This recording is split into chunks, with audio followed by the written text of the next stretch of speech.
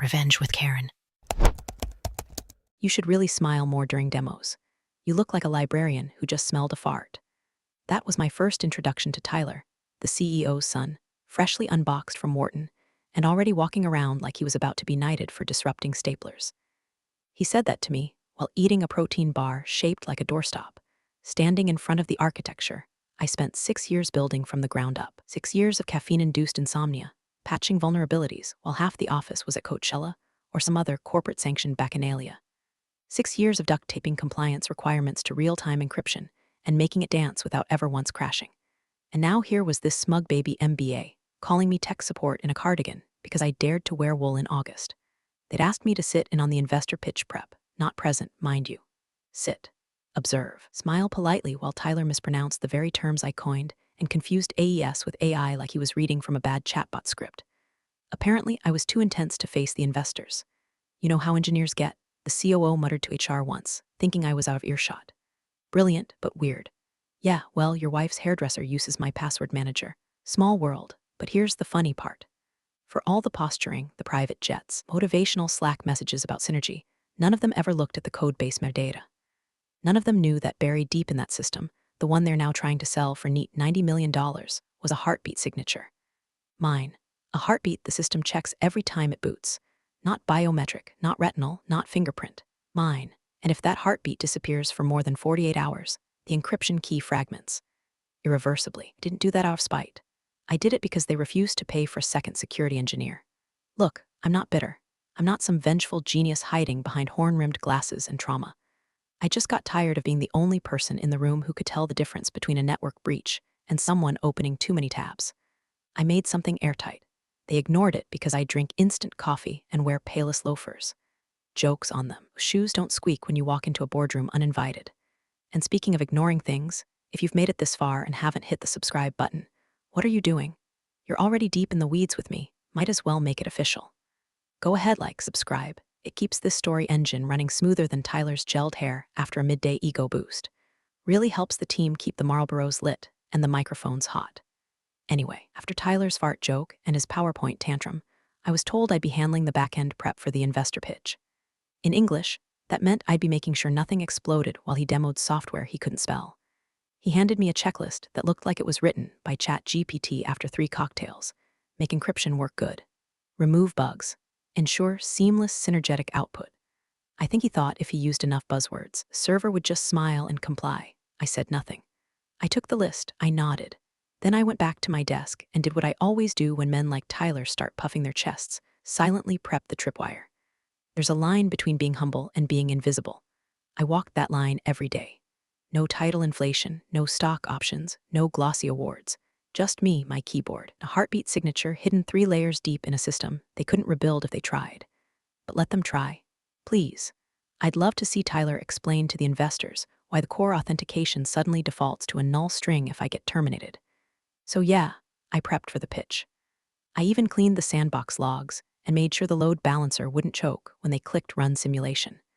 But I also did something else. I tethered my heartbeat check to a passive monitor, my knockoff smartwatch. Not for security, for insurance. If I get cut off, the system alerts the investor. No fireworks, no alarm bells, just a soft little message encrypted and sent to one inbox. One person, one question. Who owns this code? And if they ask me directly, if they have the nerve to finally ask, I'll tell them, calmly. Smiling like a librarian who just finished reading their obituary aloud. I do. The first real crack in the dam came during a Thursday prep meeting, 2 days before the pitch. Tyler rolled in late, reeking of mint vape and startup desperation, and plopped into the chair like gravity owed him something. He looked around, smirked at the assembled team, marketing, finance, one guy from DevOps who hadn't blinked since 2019, and then looked at me like I was the janitor who'd overstayed her welcome. Margaret, he said, drawing out the syllables like my name was a nuisance he had to wipe off his shoe. We've decided you won't be in the room for the demo. Investors want clean lines, young energy. Not back-end vibes, back-end vibes. I looked up from my notes. You mean the system I built from scratch? The one we're selling? The one with 5 active compliance certifications tied to my name. He waved me off with a chuckle, like I was an elderly aunt worried about microwave radiation. It's all in the deck. You've done great work, really. But let the suits talk now. This is the big leagues, I could have responded. Could have listed the 14 separate regulatory checkpoints that had my name stamped on them like a cursed signature. Could have pulled up the multi-jurisdictional clause that said only a certified architect could demo live encryption for cross-border investors. Instead, I stared at his $400 haircut and thought, this is how systems fail. One smug haircut at a time. He kept talking. We'll be demoing a simulation environment anyway. What could possibly go wrong? That was the moment. That's when I felt the shift, not panic, not even anger. Just that deep, bone-level click that happens when you stop hoping they'll see your worth and start documenting their downfall. I went back to my office and closed the door. Not slammed, just closed. Then I pulled up the root-level settings panel. It was a hidden utility, one of the many I'd embedded in the system over the years, partly for efficiency, mostly because I never trusted the clowns upstairs to keep their fingers off the detonator. From there, I activated lattice mode. That's not its real name, of course. I just liked how it sounded. Lattice mode doesn't break anything, doesn't alter functionality, or make the system hiccup. It just watches. It logs every unauthorized access attempt to restricted modules, every falsified credential, every click into something they never should have touched. Then it routes the data, encrypted, compartmentalized, signed, to a private server only I control. The cherry on top, a mirrored alert sent silently to my smartwatch, dressed up as a generic health notification. So when Tyler, or whatever intern he weaponized, tried to bypass the authentication layer during the demo, I wouldn't need to be there. My wrist would buzz like a mosquito at a barbecue. I'd know, the fools have officially opened the wrong drawer. I don't get mad. I get methodical. To be clear, I warned him. I walked straight back into the glass box they call a war room, past the catered sushi and the vision boards that looked like Pinterest had a seizure, and I told him, Tyler, you're planning to demo a compliance-bound encryption tool without the licensed architect present. If you touch anything under Layer 3 without my handoff key, you're exposing the company to federal penalties. And if you simulate authentication with dummy data, that's falsification. He blinked at me like I was speaking binary. Margaret, no one's going to arrest us for showing a prototype. Chill. Go take a nap or something. Go take a nap. I turned and walked out before I said something career-ending.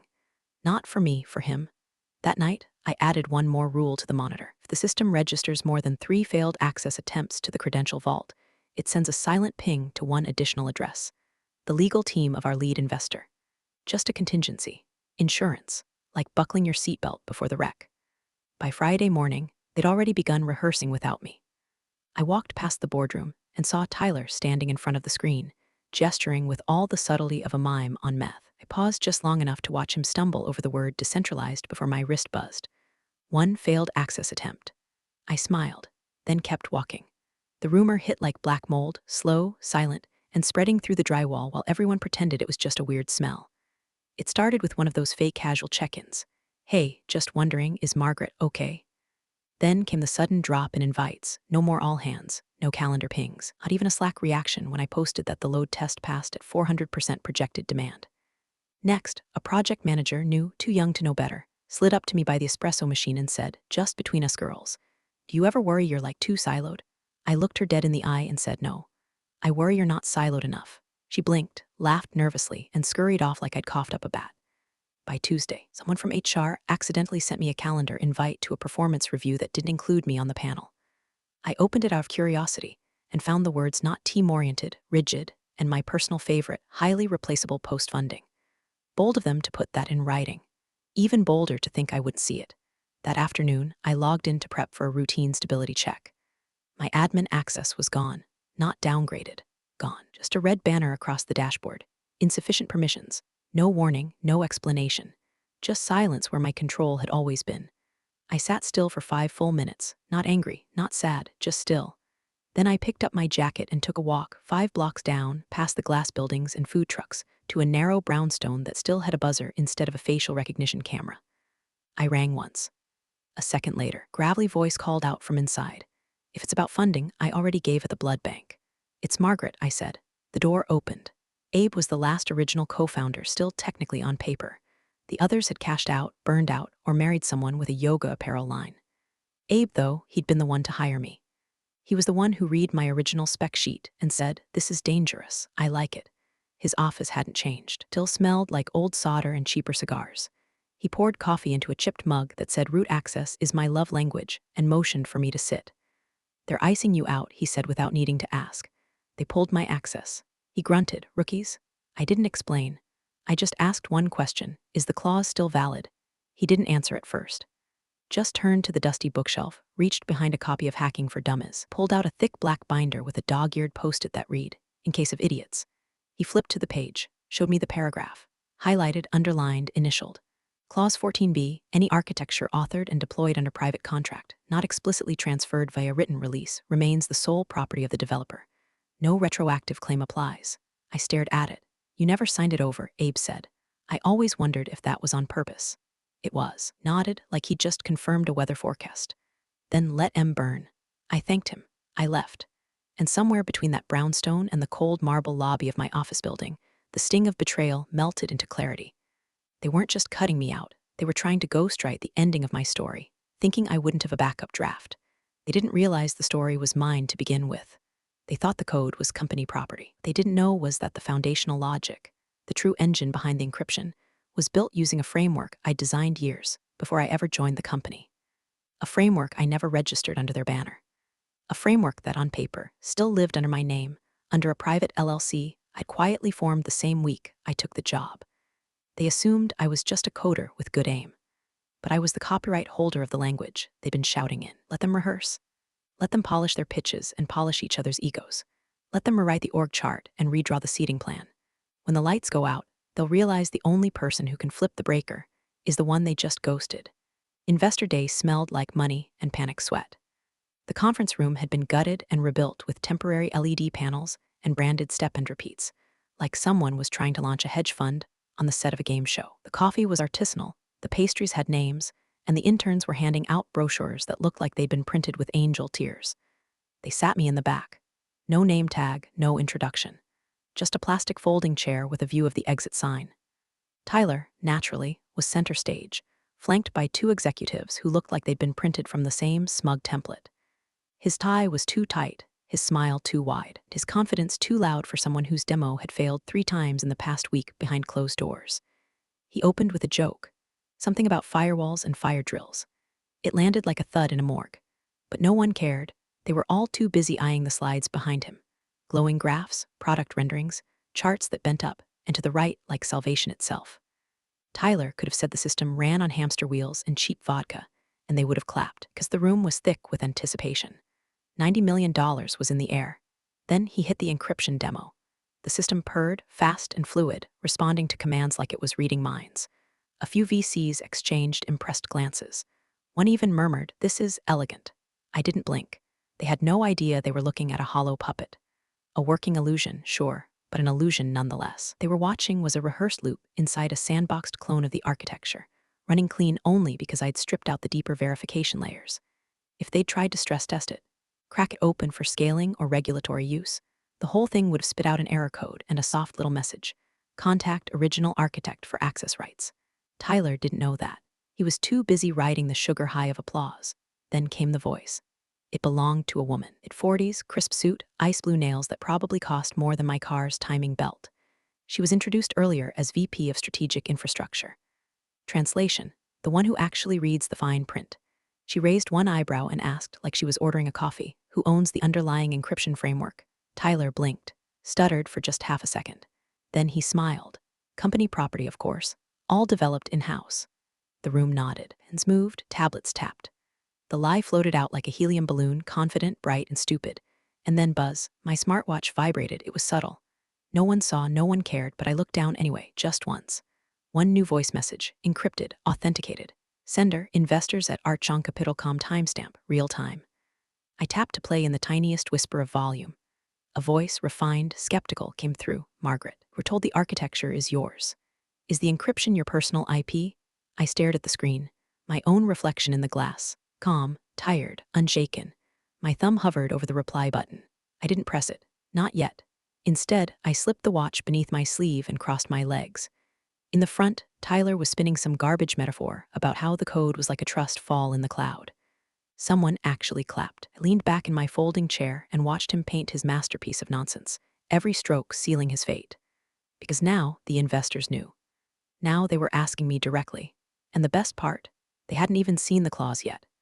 Tyler caught me before I could leave the building, all synthetic charm and glossy teeth, standing like a sales rep who'd just upsold a pensioner on an NFT course. Blocked the hallway with the confidence of a man who's never been told no by anyone who wasn't paid to say it. Behind him, the investors were still shaking hands and complimenting the kombucha bar. The smell of fake citrus and real arrogance clung to the air. "Margaret," he said, voice dipped in fake warmth. "Quick chat." I didn't answer. Just stared at the red folder tucked under his arm like a party favor from hell. He stepped closer, lowering his voice like we were co-conspirators. "Dad says you're terminated, effective immediately." He smiled like it was a reward. "Nothing personal, just time to streamline things. You know how it is." "Oh, I knew. You've done great work. But now that the system's proven, we need to scale without dependencies." He said that last word with a little pause, like he thought it might be too technical for me. Then he slid the red folder into my hands. "There's your severance check. Be generous, honestly, and the NDA. Just your standard, don't ruin our fundraising language. Legal says you'll want to sign today so we can move forward clean." He tapped the folder like a waiter setting down a lukewarm steak. I opened it slowly, not out of confusion, just timing. Inside, a check for $12,000. The price of silence, apparently, and a 4-page document that boiled down to one command: disappear. He watched me read it, waiting for a crack in my expression. I gave him nothing. I closed the folder, then nodded. "Okay," I said softly. "Okay." He blinked, caught off guard by how easy that was. I nodded again. "I understand." His shoulders dropped, victory already oozing from his pores. I turned away, walked back down the hallway past the reception desk, the glass-walled meeting rooms, the little shelf with fake awards they printed themselves. My heels echoed faintly against the tile. In the elevator, opened my smartwatch interface. No hesitation, no dramatics, just one flick of my finger. Trigger, ownership challenge active. The screen flashed once. A small icon blinked green. A quiet ping confirmed the signal was sent. The legal timestamp, the IP registration certificate, the clause scans, all pre-compiled and uploaded to the investor's audit node the moment my employment status was flagged as terminated. No sirens, no emails, no confrontation, just a clean rupture. The kind that doesn't bleed until it's too late to suture. The kind that lawyers don't see coming until it's already inside the firewall. By the time I stepped out onto the sidewalk, the sky had turned slate gray. Rain smelled close. Thunder rumbled like distant applause. I kept walking. Tyler thought he had erased me. Thought he'd pinned the last butterfly to the board, labeled it, and moved on. But he didn't know I was the one holding the scalpel. Didn't see the silent ink under the glossy pitch. Didn't know the encryption engine had a legal tripwire tied not to the code, but to me. And now, every investor in that room, every executive on that call, was about to receive the same quiet packet: chain of ownership disputed. Licensing invalid without original architect's release. Tyler would hear about it in roughly 10 minutes. Dad would hear 5 minutes after that. And by the time they called a meeting, realized something they'd never even thought to check. I never signed over the soul of their shiny new system, because I am the system, and I just revoked their access. The first ripple came before I finished my coffee. It was early, too early for anyone from the C-suite to be active unless something had gone nuclear. My phone lit up with a call from an unlisted number, which I let ring once out of spite before answering. A clipped voice on the line: "Margaret, this is Jenna from legal." Stirred cream into my mug, slow and deliberate. "Hi, Jenna." There was a pause, a rustling of papers. Someone muttering in the background, probably Tyler, hyperventilating into a branded hoodie. "We're trying to clarify something. The investors they've temporarily halted negotiations. They're requesting documentation regarding the ownership of the encryption framework. I'm sure it's just a formality. You understand, they just need peace of mind." Peace of mind. "Do you have any documentation?" Jenna continued, her voice tightening, "that would suggest the architecture isn't wholly owned by the company?" I sipped. "Yes." Another pause, longer this time. You could almost hear her trying not to swear. "Would you be willing to upload that?" "I already did," I said. 14 minutes ago. Time-stamped, encrypted, certified. You'll see a voice file and attached clause documentation. If your inbox isn't melting yet, it will be." Hung up before she could finish her polite stammer. Across the city, across time zones, across network tunnels lined with NDAs and optimism, the trap had begun to snap shut. From what I heard later, the investors' team reacted fast. They didn't panic, they escalated, pulled their negotiators, froze their data room, issued a formal inquiry about IP chain of custody, and requested a full compliance audit within the hour. The CEO, been sunning himself in the warm glow of Tyler's overconfident pitch, reportedly went ghost pale during a mid-morning strategy call and demanded an emergency meeting with legal, ops, and that encryption woman. Except I didn't work there anymore. They made sure of that. Tyler, meanwhile, apparently tried to spin the whole thing as a simple miscommunication, some email that had slipped through the cracks, some clause they thought had been handled. But investors don't like cracks. They like signatures. They like clean transfers of intellectual property. And they really, really don't like discovering mid-deal that the crown jewel of your architecture is tethered to someone you fired 18 hours ago. By noon, I had 6 missed calls, 3 emails marked urgent, and a polite knock at the door of my apartment from a courier holding a printed letter on company letterhead, inviting me back for a clarification session with the executive team. Didn't open the letter, just let it sit there, a relic of a dying regime. Instead, I opened the encrypted archive on my drive, one I'd labeled for when they get stupid. Inside was everything: the development history of the framework, the emails Abe and I exchanged about Clause 14b, the voice message from the investor asking if the encryption belonged to me, and my calm reply, "It does." The metadata on the file, ironclad, location tagged, time-stamped, signed with my private key, locked with a second one that only the investor's team could open. I uploaded it to the legal folder they'd shared in desperation. Watched the progress bar tick forward like a countdown to judgment. 30 seconds later, the read receipt came through. Another 30 seconds, and my phone buzzed again. New message. Unknown number. Just one line: "We need to talk. Please." I stared at it. Thought about all the times I'd fixed a bug at 2 a.m. while Tyler was at networking mixers. Thought about the Friday afternoons I'd been asked to keep it running while they went golfing with board members who still thought blockchain was a skincare product. Then I did what any reasonable architect would do. I turned off my phone, and I poured another cup. The boardroom looked like a battlefield dressed in business casual. Half the board was already there, flanked by legal counsel, who looked like they'd slept in their suits. Someone had rolled in a whiteboard and scrawled out a frantic timeline of assumed IP transfer, complete with question marks and red arrows pointing to Margaret, like I was a hurricane on a weather map. Tyler stood near the head of the table, sleeves rolled to his elbows in that performative crisis leadership way, pacing like he'd been rehearsing a TED talk on damage control. His voice, was told later, had started climbing the longer the meeting dragged on without me. Words like disgruntled, misinterpreted, and easily fixed were tossed around like duct tape on a sinking ship. I let them spiral. I let them stew in the silence of my absence. And then, 28 minutes past the hour, I walked in. No fanfare. No lawyer flanking me. Just me, a manila folder under my arm, and the quiet click of my shoes against their panic-polished floor. Tyler stopped mid-sentence. His eyes flicked to me, then to the CEO, his father, whose face had the strained, blotchy tone of someone learning the sunburn he thought he earned was actually radiation. "Margaret," Tyler said, forcing a smile that died halfway across his face, "we didn't think you were coming." "I'm not here to stay," I said, placing the folder gently at the center of the table like I was setting down a verdict. "Just here to correct the narrative." Someone from legal cleared their throat. "We've reviewed your documentation. There's ambiguity in the way the architecture was handled." "There's no ambiguity," I interrupted, calm as a sniper. "There's Clause 14b. I opened the folder. Inside, one page, printed, highlighted, signed by the original co-founder, countersigned by me, dated, filed, notarized. Unassigned IP remains sole property of the developer. I read aloud. No retroactive claim applies. No one spoke. I let the silence sit like wet concrete, heavy and setting fast.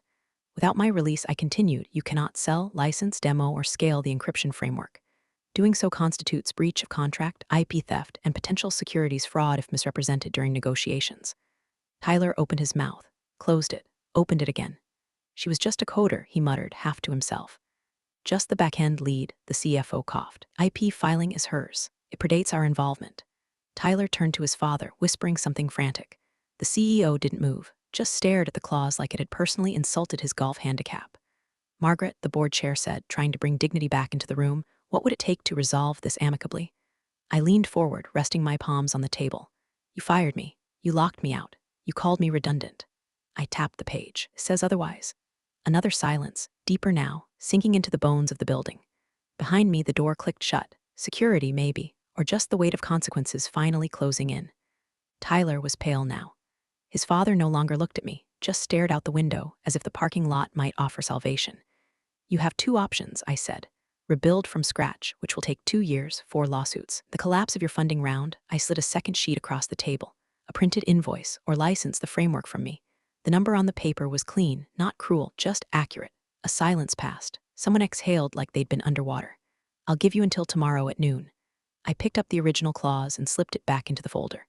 After that, I negotiate directly with the investor. Then I turned, walked out the door I'd once been escorted through. This time, no one followed. I didn't wait until noon. By 9:04 a.m., I was already on a video call with the investor's core team. No middlemen, no company handlers, no Tyler in a slim-fit blazer interrupting to explain acronyms he didn't understand. Just me, a black turtleneck, and a fresh cup of coffee, staring down three people in suits so expensive they made my thrifted bookshelf look like evidence in a tax fraud case. "Let's get straight to it," said the lead partner, folding her hands like she was about to negotiate a hostage release. "You created the framework." "I did." "You retained ownership through an unassigned IP clause." "Yes." "And you never signed it over to the company?" "No, they never even asked." She nodded once like she appreciated the efficiency.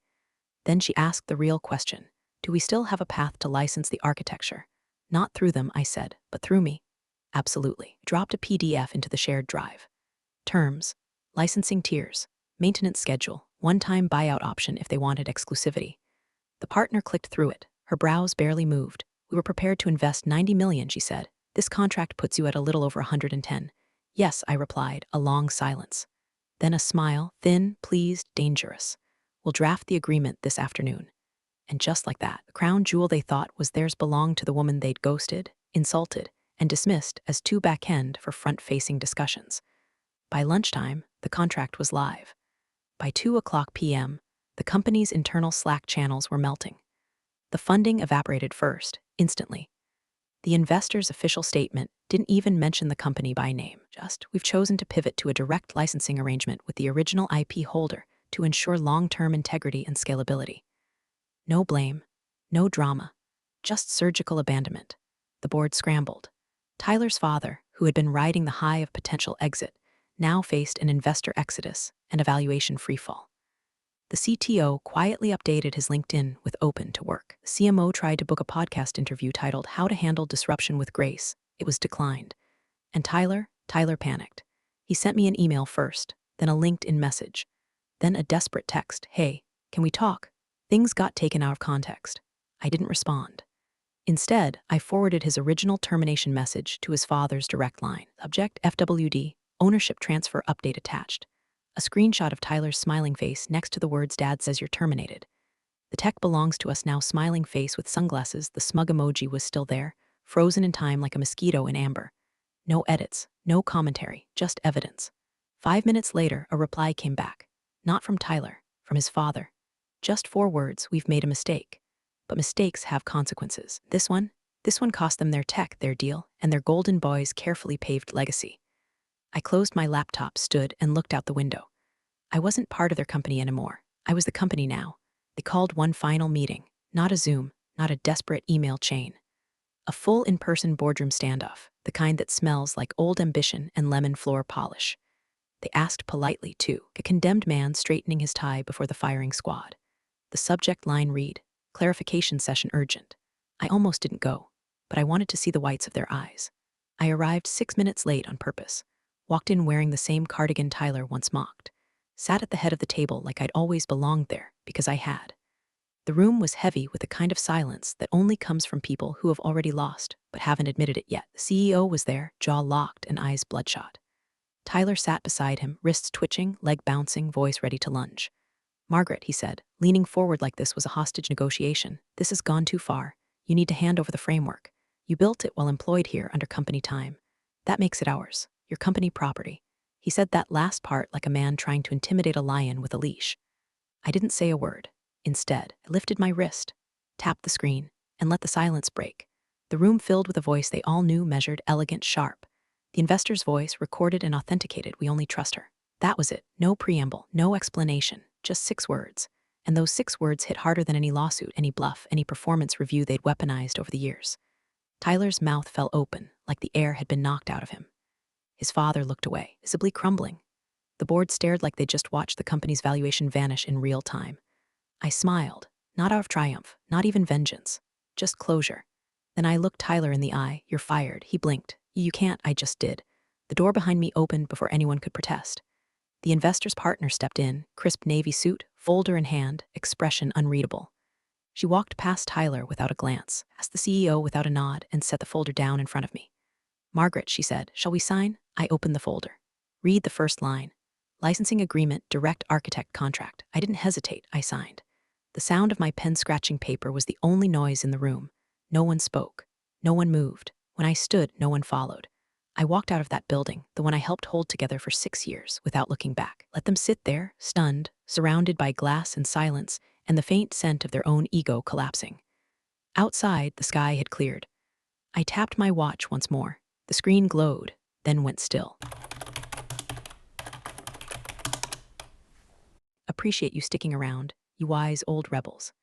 Smash that subscribe button, or this fossil might just cause another epic fiasco.